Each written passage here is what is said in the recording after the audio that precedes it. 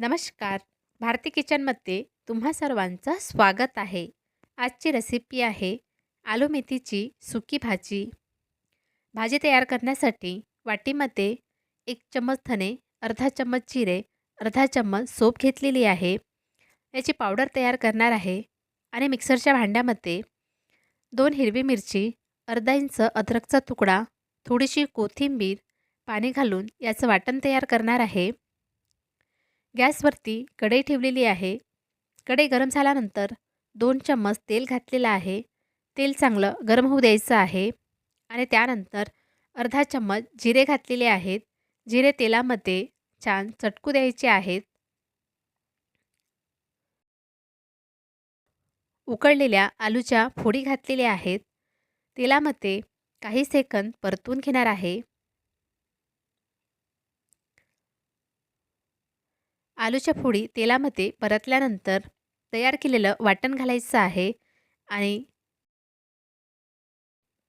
Mix करून परतायचं आहे.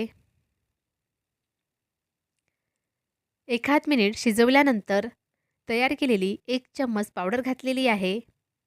पाऊण चम्मच हळद, 1 चम्मच तिखट आणि चवीनुसार मीठ घातलेलं आहे. सर्व पावडर मसाले आलूच्या फोडींमध्ये चांगल्या प्रकारे मिक्स करायचं आहे.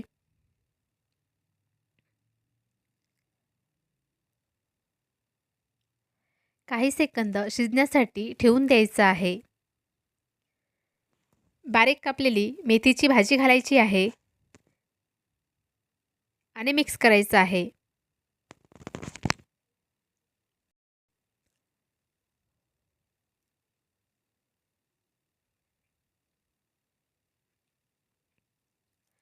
कढईवरती झाकण ठेवून एखाद मिनिट शिजवून घ्यायचं आहे. थोड्या वेळानंतर कढईवरचं झाकण काढलेलं आहे. बारीक कापलेली कोथिंबीर घातलेली आहे.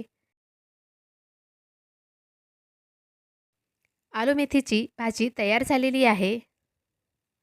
तुम्हीसुद्धा लहान मुलांच्या टिफिनसाठी ही रेसिपी नक्की ट्राय करा.